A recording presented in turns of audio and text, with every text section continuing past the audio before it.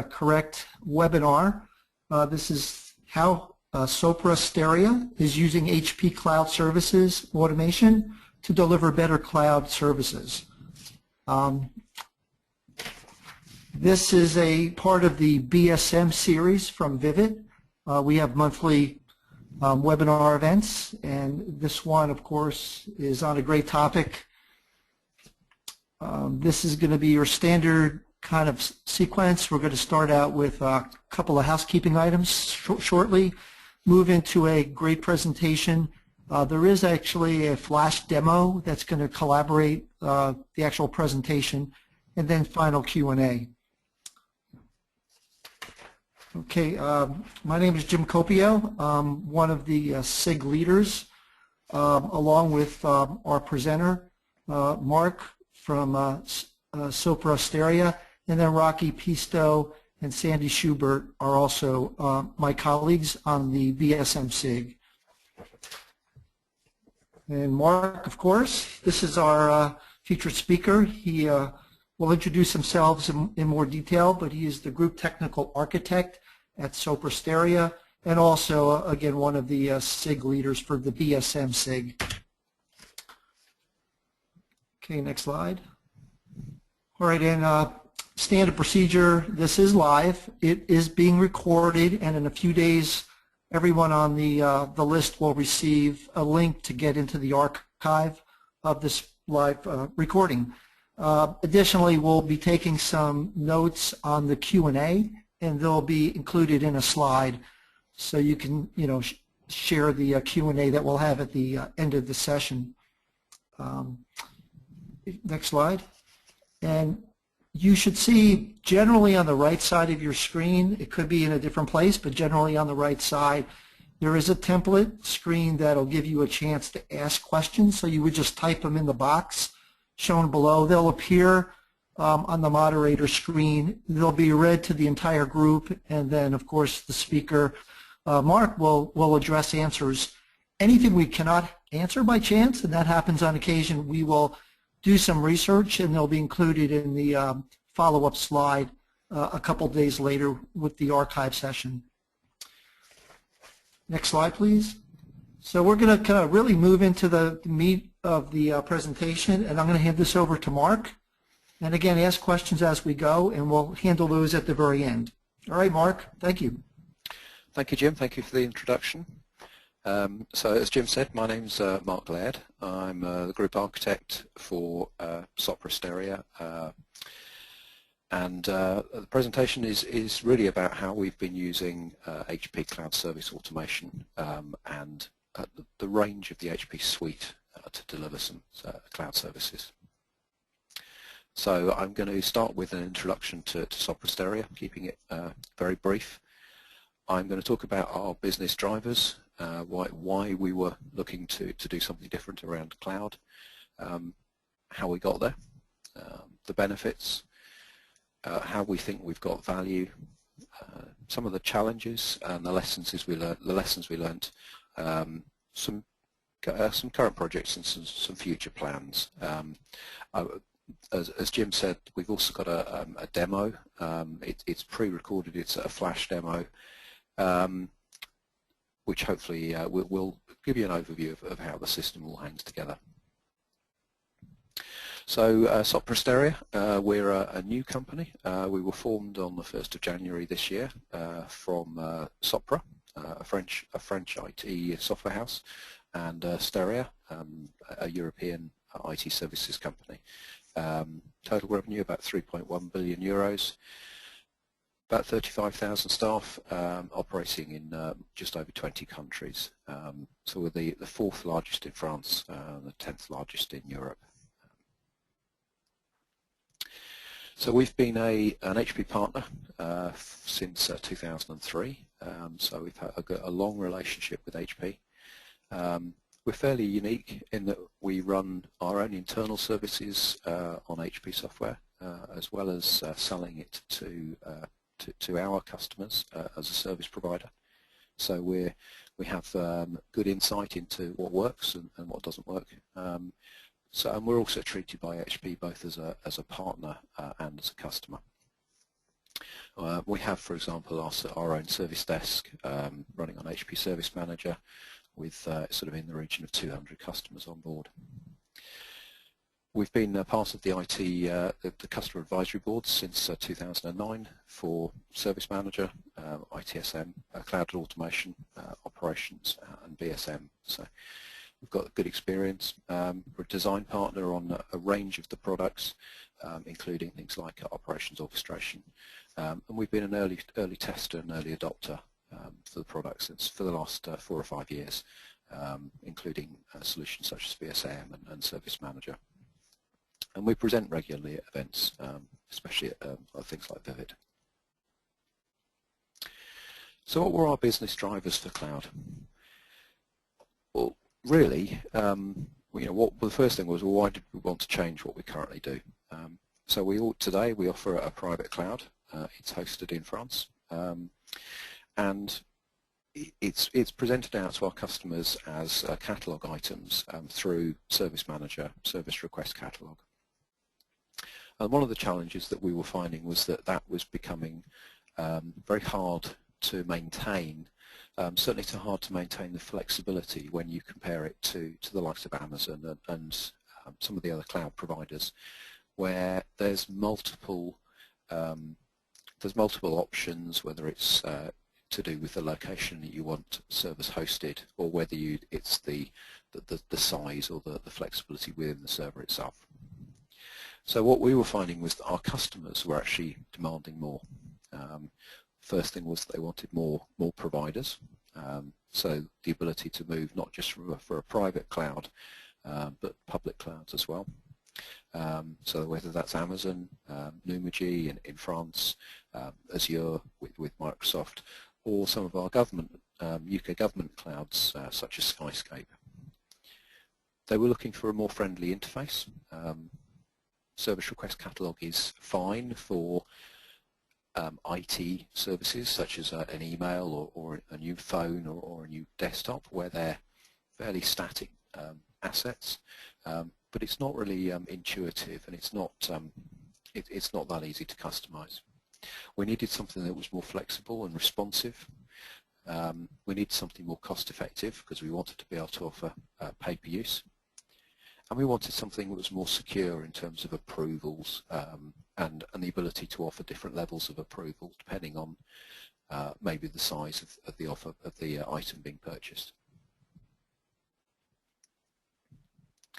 So we had an initial requirement, which was to be able to demonstrate cloud brokering to a French customer. We had one initial use case, and that was to allow the customer to request a server with options on size and operating system. We needed to include monitoring, configuration management, and integration with Service Manager. We needed to automate the whole process. There had to be no intervention with people throughout the process. We needed something that was capable of being extended out to other providers. We needed something that was being able to extend it upwards in terms of the range of services, so starting to offer a platform as a service, where maybe we were embedding applications such as databases, and software as a service. And we had to do all of that in 10 days, so no pressure. There were a couple of other requirements too. First is this particular customer wanted to be able to do both Amazon Web Services and Numagy, who are a French cloud provider. We must be able to give an indication of the price of the service before the request is committed, and it must include an approval process. So how did we do it? Well, the first thing was that we built a small team from operating across 3 countries, France, Poland, and the UK. We initially built our service using the HP Cloud Service Automation appliance. This is available directly from HP. It's all pre-built. It's ready to run. It's a virtual machine. We already had a range of operations orchestration scripts that existed because of the infrastructure platform that we already ran. So we knew these worked and we knew that how they worked. And we broke our project down into a series of sprints. So we designed right from the start, or decided right from the start, that we were going to keep this as an agile project, because we knew that the customers would be involved all the way through. And we continually tested and referenced the customer as we went through the project, so that as we developed and delivered parts of the solution, we talked to the customer about was that what they wanted in terms of screen layout, colours, design, but also in terms of the platforms we were delivering to. And in the background, we got staff out onto CSA training. So we were fortunate that there was an HP partner university on at the time, so we had a number of staff out on that.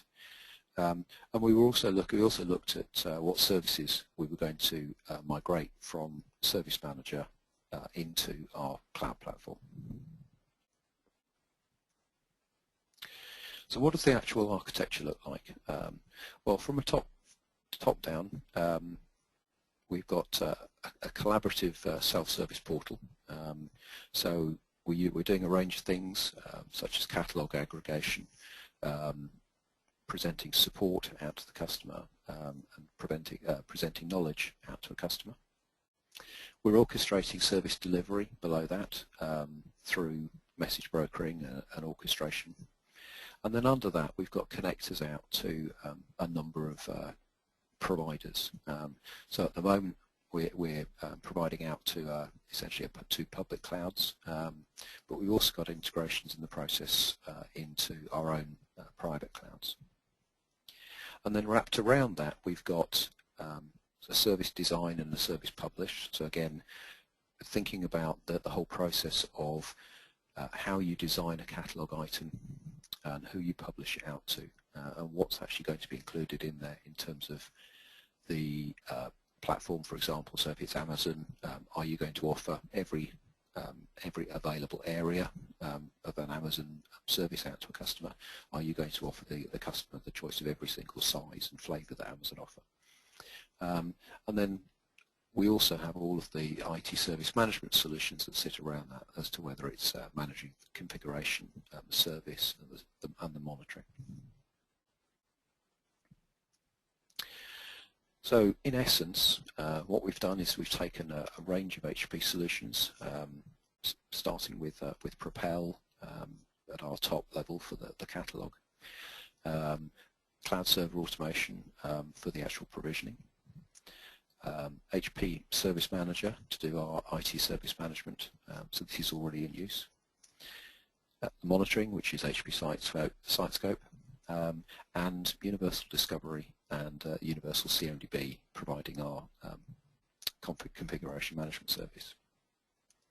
And essentially the way that it works is that Propel provides a catalogue pulled up through from CSA, and it requests the CSA then requests the server from the cloud provider. The next step is that provider, or that's cloud, is then cloud service is updated into Service Manager, and the CI is updated. Monitoring is actually deployed then out onto the server, and this triggers a configuration management discovery run. So what we're doing there is we're building a complete end-to-end solution. So it's a simple request for our customers. It's one request, and it's a single integrated delivery. For the monitoring and managing, monitoring is deployed as part of that initial provision, and this monitoring will then trigger an event if something goes wrong with the solution.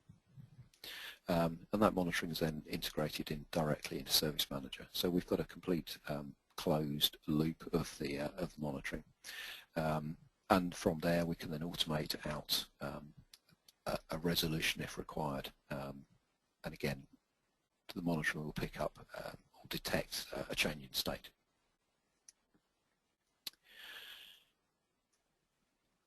For changes, so again we have a discovery run that runs on a regular basis. Also, discovery will detect changes.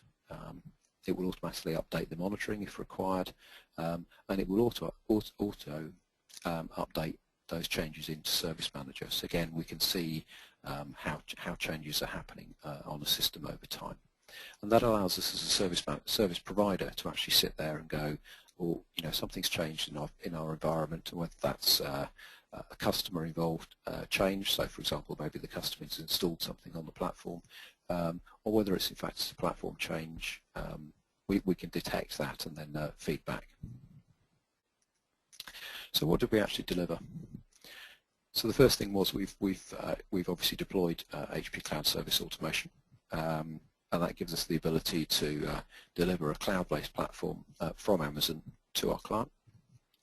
We've integrated monitoring as part of that delivery. We've standardized the way that we update our CMDB, and we trigger a discovery run when the server's built. We update Service Manager as part of the process, and we do all of that in about 8 to 10 minutes. So a massive improvement on what we do, or what we were doing. Propel aggregates the catalog from both the Cloud Server Automation and from the Service Manager Service Request catalog. So again, we have a single catalog that's presented to our customers. So from the benefits and the ROI. So the first thing is that we now manage and deploy virtual workloads in a standard process, and it's regardless of whether they're on-premise, whether they're part of a private cloud or part of a public cloud. Our solution enables automated deployment. So again, they can be passed out to customers, whether that's customers' technical teams or regardless of country. They can deploy, resize, restart, and remove or unsubscribe to servers. We have an integrated deployment of discovery and monitoring tools, and we're building access to new public cloud solutions, new to us, such as Amazon, Nuberg, and Microsoft Azure. So the benefits and the ROI. Well, the first thing is that for us, or for our customers, it's allowing them access to cloud solutions, and therefore driving down CapEx. So it's actually making our customers a little bit more flexible in terms of how they provision servers, how they access servers, and it's allowing them to scale up and scale down during peak periods. So we're talking to customers about sizing solutions, so again, taking advantage of dynamically scalable services such as is available with Amazon. It's increasing efficiency for our customers because they can turn things off themselves. They don't have to wait for the service provider. They don't have to raise tickets. Everything's through a portal, and it's reducing CapEx cost. And for us, there were also a number of benefits. The first thing was that it's providing a standard way of delivering services. We had a number of issues. We used to see a number of issues where servers might get requested. They'd be built by one of the technical teams, so for example the Windows team, who would then update the ticket to say yes, we've built our server. And it might then take another half a day before that ticket got through to the monitoring team to put the monitoring on the system. They would then pass it back to the service desk, who would then pass it on to maybe the configuration management team, who might then take another day. So what we ended up with was quite a fragmented delivery service. What we've got now is much faster. It's always the same, so the quality of service is much better. We have no requirement now for the technical teams to get involved in standard items. So again, if it's in the catalogue, it can be requested by a customer. There's no involvement for the technical guys to come in and do the provisioning or put the monitoring on. We've got a platform that we can extend out across a range of services now. It's cloud agnostic, so again, we're not tied to Amazon or Microsoft or Numigi or Skyscape, and as a service provider, that's quite important to us. So what does it actually look like? And I've got a PowerPoint demo, and then I'm going to show you some system. So the first thing was that we've actually been able to customize the look and feel for the customer. So we have a logo at the front in the customer's colors and a customer logo. So this is our internal STARS solution, which is what we call the Steria Advanced Remote Service. And every user has a logon. So again, it's role-based. So you can set the privileges for individual users. Once the user's logged on, there's a catalogue per customer. So each customer can have a different catalogue, different set of items in their catalogue, and they can all have different prices, which again, as a service provider, is quite important because we will have a different commercial relationship with each of our customers. Each customer can subscribe to the catalogue items, and you get a range of icons essentially for notifications, for services that you're subscribed to, and for requests that you've made. We've also included what are called widgets within the system. So we have links to the key platforms. So in this case, we have our service management platform. We have a link into our service request catalogue, and we have a link into SiteScope for the monitoring. And on each of our services, we can provide service documentation. So again, before an item is purchased or subscribed to, we can give the customer a bit more information about maybe the hours of cover, what's included in the service, and what the service looks like. So again, we can provide that as information before purchase. Within the subscription item itself, so this is a server here. We can specify, for example, the region, the level of security, the size, and we can give those all as drop-downs within for the customer. And each drop-down will have a slightly different price. So if we want a larger server, the price will go up. And we can add on. We can allow the add-on of options. So in this case, we've put monitoring as an option. It can be fixed. It can be. You don't have to present it to the customer as an option. And then what we've actually got then is a completely integrated service. So in this case, we've included the monitoring. So we've got the link into HP SiteScope. And we've got our service there that's provisioned, it's integrated, so this is the server that was provided. The customer gets a URL which gives them access to their server, so they can see the health of their own server, which for dev and test means that we reduce the cost of providing a monitoring service if the customer doesn't need that. We integrate directly into configuration management. So again, the customer has access to the configuration management system. They can see their service, they can see all the information about it, they can look at CI changes. And we take all of the information that we've discovered, that we've populated into the UCMDB, and we feed that information into Service Manager. So again, what we've got is a completely closed system, so that what we've discovered as part of the real world is fed into Service Manager and is maintained there by the CMDB.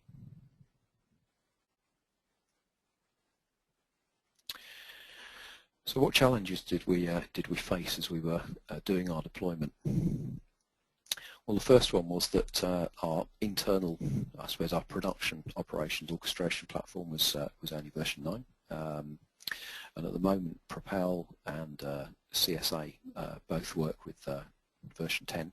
So our first challenge was to get our production platform upgraded. Second one was that some of the scripts and some of the flows that come with somehow out of the box don't quite work. They're very good as templates, but they don't always quite work as expected. So it's very definitely worthwhile reviewing those before they go into production. We had to adjust a few just to make sure they fitted our process. At the time, we ran into a few challenges with some of the Amazon scripts. Amazon were going through a number of changes, and the scripts that we had, or the flows that we had, didn't work. So again, it's worthwhile checking, but you are reliant on third-party vendors and APIs remaining static, or at least remaining backward compatible. And the last one, and it's one that we're still working on, certainly with Propel, is that identity management is required for the cloud server automation. So at the moment you need to use the CSA identity management solution, as well as LDAP for management. And with Propel, certainly in a multi-tenanted environment, it's some questions we've got open with HP at the moment about how we'll connect to potentially multiple identity management solutions moving forward. So the lessons learned. Would we do it again? Very definitely. Definitely take the approach, or I would definitely take the approach we took again, and keep the installation small, demonstrate value early on, deliver small manageable pieces and show improvement all the time. Don't try and do it as a big project and wait till the end, because either people's ideas will have changed, technology will have moved on a little bit, and certainly we found it really useful to be able to keep the customer involved all the way through the process. We got good feedback from the customer as to how things were progressing, and it was really useful to be able to communicate ideas and concepts. So what are we doing in the future? So we're going to do some work with Propel, and we've integrated some of that into the demo that I'm going to show you. We're going to extend our cloud platforms out to include the likes of Skyscape in the UK. We'll be looking to implement case exchange using Propel. So again, where we want to increase the range of third-party solutions that we connect to. And we're going to extend our monitoring solutions into BSM and OMI. So at the moment that we just deploy a standard site scope deployment, but we want to extend that out into doing some more detailed monitoring, especially as we start to offer platform as a service solutions. So hopefully this will work. I'm going to flick across to demo. So I'm hoping that you can see my screen. Yes, I can, Mark. Thanks, Anne-Marie. Yes. So this is our this is a demo platform we have set up, and we've recorded a number of little flash videos just to show that the whole system working. It's easier sometimes to run the demos rather than actually rely on live network connections, especially as we're not always in the same country as the people we're demonstrating to. So what we'll start off by doing is by bringing up HP Propel, and as I showed you in the PowerPoint thing, we get a nice little logo. We connect in using user ID and password as you'd expect, and we're presented at the time with a nice little simple dashboard with some things to have to buy. Essentially, this is our aggregated catalogue, and as you can see here, the two highlighted circles are On the left-hand side, we've got some cloud services. So we've got, in this case, Amazon and Numergy. And then in the right-hand side, we've got what would be traditional IT service requests. So in this case, we've got the likes of Project, Office 2010, Visio. So we've got software, and then we've got a laptop from the catalogue. So those are coming through from Service Manager's service request catalogue. So they're pulled through from our own internal IT catalogue. So what you've got there is a combination of CSA providing the cloud server components, and Service Manager SRC providing the IT service components. If I take the demo on a little bit forward, so we're going to select Numergy as our platform, and you can see from this that we've got a range of choices. So in this case, our operating system, which network we want, and how big a server we want, small, medium or large. And all of these are configured as part of the CSA integration. And we can also say whether we want monitoring, or in fact if we want more than one server.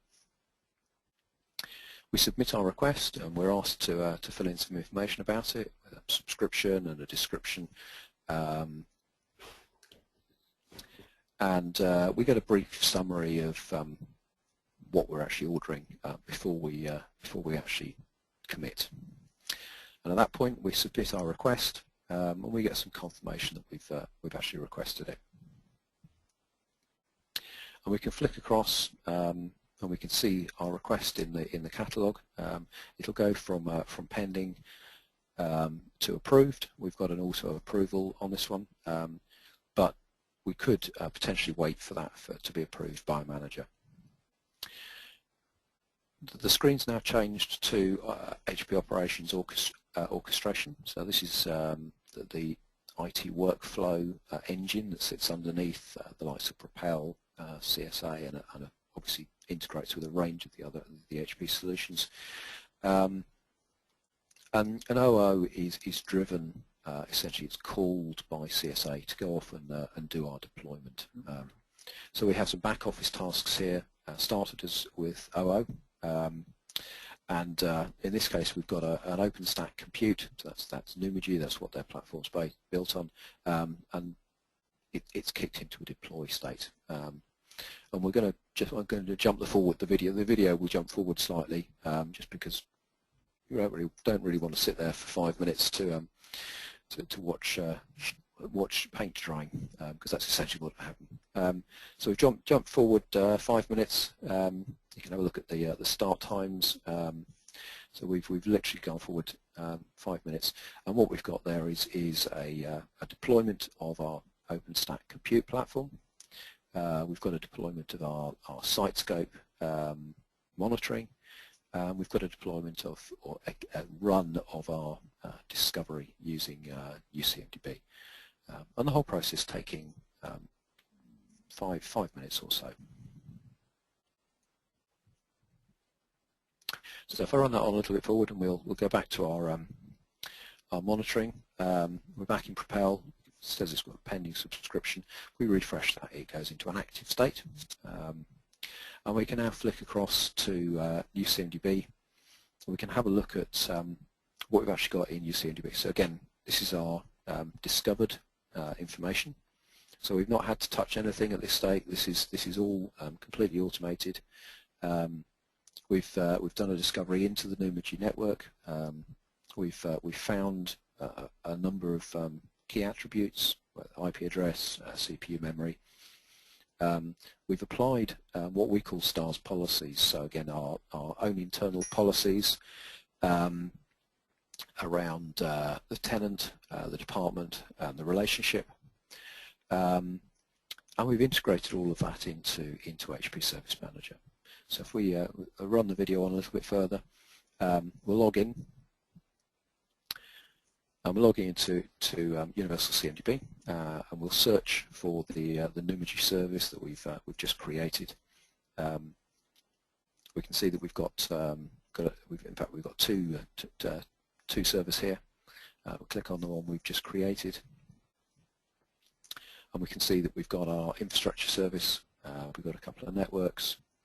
It's OpenStack, obviously. That's what we asked for. In this case, it looks like we have an incident already.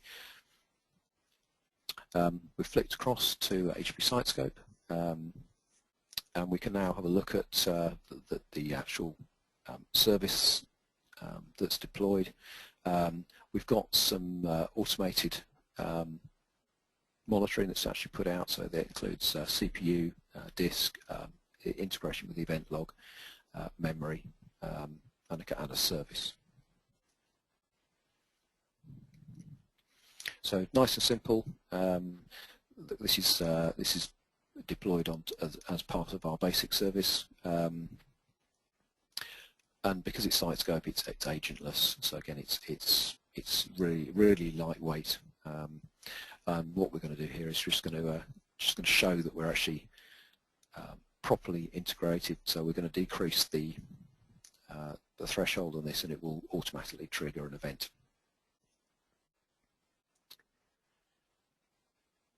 So we've got an event in SiteScope, and that event will be integrated into HP Service Manager. So if we flip into HP Service Manager, we can look for our service. So here we see our CI, our server. And we can have a look and see if there's open incidents. So we've got 3 incidents. We can go and actually have a look at those incidents.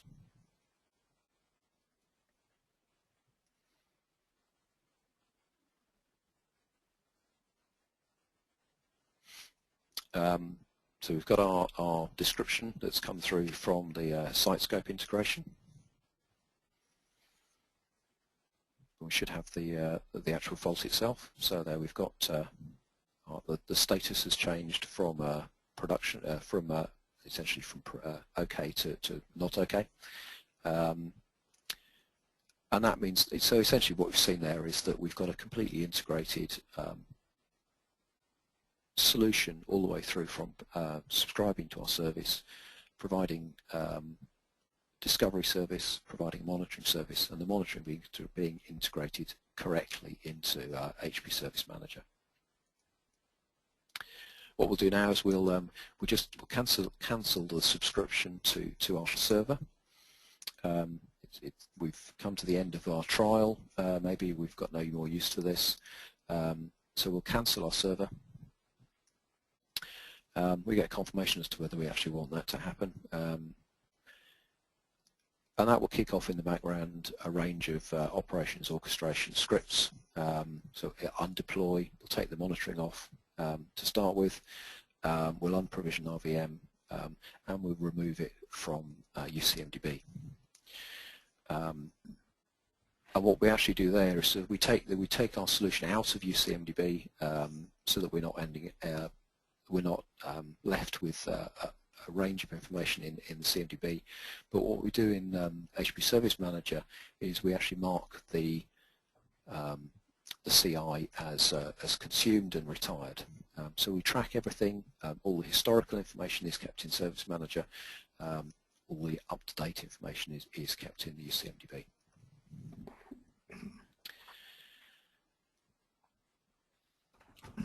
So that's pretty much come to the end of the presentation side. So I'm going to open it up for questions. Jim, if you've got any that come through. Mark, thank you. Great job on the presentation and the flash demo. There's a few questions. Let's start with the first one from Pedro. Thank you, Pedro. I'll read it to you. After a service is deployed, how are you giving the how to access the server to the users? Things like console access to the server sort of button. Okay, that's a good question. So what we do it in 2 ways. The first way is we send an email through as part, in fact, from HP Service Manager to the consumer to say that the service is being provisioned. But but also within the active subscription within Propel, we provide URLs to that customer's instance of SiteScope, for example. So all of that information, so for the monitoring, is provided through Propel, and the access to the actual server itself in terms of IP address and user ID and password, for example, is provided through HP Service Manager. Okay, thank you. I think you partially answered it. The B part of the question is how are credentials being managed to access the server? Okay, so they're done through. Part of it's done through Service, or most of it's done through Service Manager itself. So we generate user IDs and passwords for the customers. Awesome. Another question: what challenges do you see moving forward in general? Interesting question. So I suppose the main challenge that we've got at the moment is, well, there's two challenges, and they're related. First one is actually trying to decide how much we want to provide. There's a number of providers out there who are looking at similar solutions, so a cloud brokering service, and we want to differentiate ourselves from them. So it's how much extra cost can you put on top of a virtual machine from Amazon, for example. So if I go and buy a server from Amazon, essentially you're paying just for computers, infrastructure as a service. There's not a lot else provided on top. But I can't go and add vast amounts of cost for monitoring, for that portal service, for the discovery, for service management. So I need to keep those costs down. And the second part of that challenge is working with HP to say, how do we simplify the licensing models? So the platform that we've got at the moment has Propel, Cloud Server Automation, Service Manager, Universal Discovery, SiteScope, and they all have slightly different license models. We're only using parts of some of the components. So, for example, for SiteScope, we're putting a fairly lightweight monitoring in place. For Universal Discovery, we're only initially just kicking off a single run. We're not actively selling the customer as a completely managed service. So we need to be careful that we don't overburden the solution with vast amounts of license cost. So that's one of the challenges we're working through at the moment. Okay, thank you, Mark. Actually, I do not see any additional questions. If anybody does have a question, just go to that pane on the right and just fill it in, type it in. It'll show up instantaneously. So I'll give you one more chance for possible questions. Okay, give everybody a quick minute.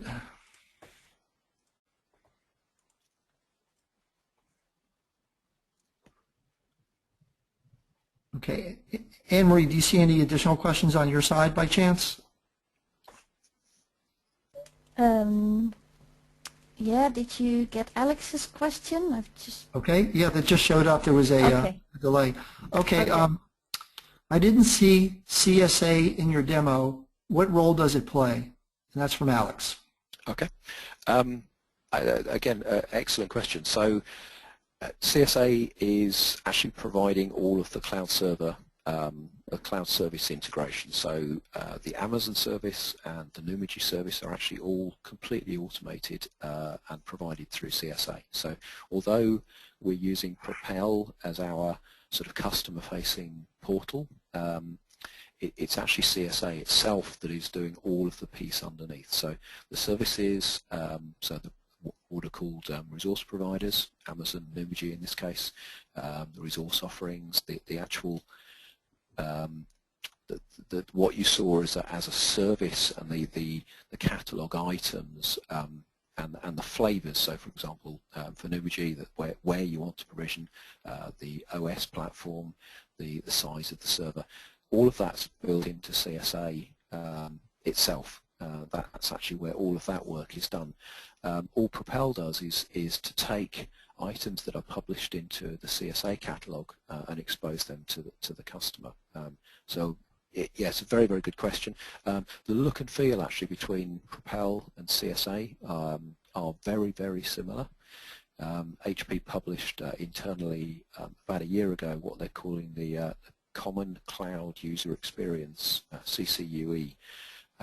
So both Propel, CSA, Codar, which is the DevOps solution, all have a very, very common look and feel. They've got they are designed, on the same user experience engine.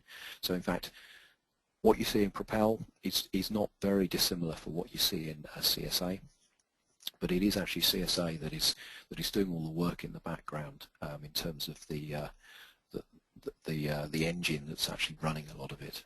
So everything's done in CSA. It's just published up to Propel to present it to the customer. Awesome. Thank you, Mark. Paige had another question. Are you considering moving to HP Helion or Cloud System Enterprise? We're not considering Cloud System Enterprise at the moment. Helion to us would be a provider that we'd certainly look at. We would certainly offer it to our customers as a cloud platform. We are, being perfectly honest, we're being a service provider. We're very, very driven by our customers. So our customers today have requested Amazon, Numergy, Microsoft Azure, and Skyscape as a government cloud provider in the UK, and our own internal infrastructure on command, as we call it, which is essentially it's a Cisco UCS platform running VMware. We will look to other providers and other platforms that are out there, but it is very much on demand. So yeah, we may end up working with HP to say, if they want us to offer HP Helion, we'll work with them to build the integrations and to publish it out there as a provider that we can that our customers can use. Thank you, Mark. Earlier you were talking about Propel and CSA having similar looks and feels. Alex wants to know, why did you pick Propel over CSA? So CSA, again, superb question and not a silly one. CSA is, as the name suggests, it is all about providing cloud services. So it's only really designed to talk to cloud services, whether that's internal VMware and Hyper-V, or external through Amazon and OpenStack. Propel is Propel has two main focuses. One is on catalog aggregation, and the other is on service exchange. So the catalog aggregation bit is the bit that we're using to basically bring the CSA, the cloud service catalog, and the service manager service request catalog into a single portal. We basically want to be able to aggregate all of that up into a single platform for our customers, and essentially when we will have other catalogs potentially from the likes of Remedy and ServiceNow, we'll be able to integrate all of those into a single customer portal. It's built on HTML5, so again, if the customer wants to use an iPad or a tablet or a PC, the look and feel will be exactly the same. But yeah, so CSA is very much focused on the provisioning the cloud server piece. Service request catalog is the standard IT catalog items. I need a new piece of software, I need a new laptop, I need a new email address. All of those are integrated up into a single catalog at the top. And all the customer sees is all of those various catalog items. And in fact, there is underneath the item in the catalog item, it will tell you which catalog it's come from. So it'll say CSA or SRC, and in the future there will be others there listed. Okay. All right. Well, thank you, Mark. That's it on the questions. We have about 9 minutes to go. Again, if you anyone from the audience thinks of a question after the fact, there'll be slides in a couple of days. My contact information's there, Mark's is there, and you can certainly ask us directly, and we'll just reply as soon as we can. If you could switch to the next slide. Yep. So there's my contact details. If anybody needs them, they will be in the presentation deck. Okay. Over to you, Jim. Okay, cool. And just a couple of key announcements. There is about a month from now, March 18, there's going to be a best practices in IT architecture. This should be an excellent session. As a lot of you know, or we'll learn soon, there's a lot of changes with HP, especially around OMI and other places, in how they shuffled the architectural deck around best practices, all driven towards better and better performance. Some of the current architectures are starting to get a little busy, so they made some really positive best practice changes. So there'll be lots covered in this. As the stack moves forward, you'll probably want to jump on this particular one. I don't have a slide for it, but just a quick reminder that in the U.S., the HP Discover Conference is not far away. It is June 2nd through June 4 in Las Vegas, as it always is.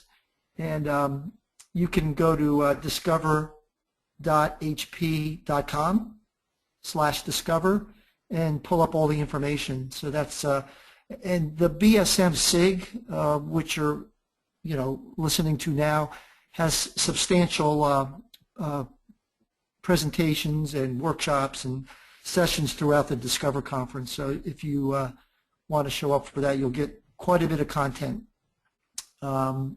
Next slide. Okay, that's our thank you slide. All right, we're going to wrap up early. That's always a good thing. Thanks for everyone's time. Look for the presentation in a couple of days and the questions, and you can certainly ask other ones after the fact. Any other comments, Mark?